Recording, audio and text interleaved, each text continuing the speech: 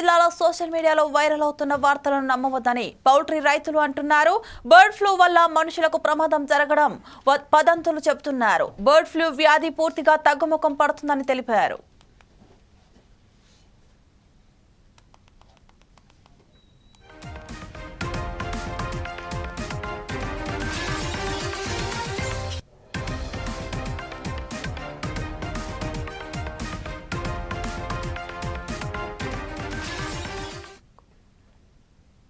నేను poultry sales ఎగ్జిక్యూటివ్గా 13 సంవత్సరాల నుంచి నేను ప్రతి 2 జిల్లాల్లో ఉన్నటువంటి ఫామ్స్కి వెళ్తూ ఉంటాను.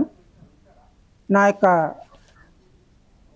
అనుభవాన్ని బట్టి చెప్తే నా ఉదయం ఆహారం 2 కోడిగుడ్లు తింటాను పెప్పర్ వేసుకుని, అదే నా టిఫిన్. వారానికి 2 సార్లు చికెన్ తింటాను, అదే నా యొక్క ఆరోగ్య రహస్యం. నేను ఎన్నో వేల కిలోమీటర్లు ప్రయాణిస్తుంటా. కోళ్ళకి వచ్చేటువంటి ఫ్లూని మనకంటగట్టి ఈ యొక్క సోషల్ మీడియా చేస్తున్నటువంటి అసత్య వార్తల్ని నేను ఖండిస్తున్నాను.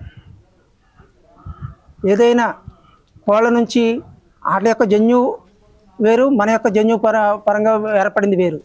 ఆ జన్యువుని తీసుకొచ్చేసి మనకంటగట్టి మనకంటూ వస్తుందని చెప్పేసి వదంతులు నమ్మొద్దు. ఎవరైనా కానీ బర్డ్ ఫ్లూ మనిషికి వచ్చిందని మన గౌరవ కలెక్టర్ గారు వెటరీ సెల్వి గారు కూడా ఖండించారు. దాని ప్రకారమే మనం అందరం కూడా ముందుకెళ్దాం. రోజు గుడ్డు తిందాం, ఆరోగ్యంగా ఉందాం. అందరికీ నమస్కారం.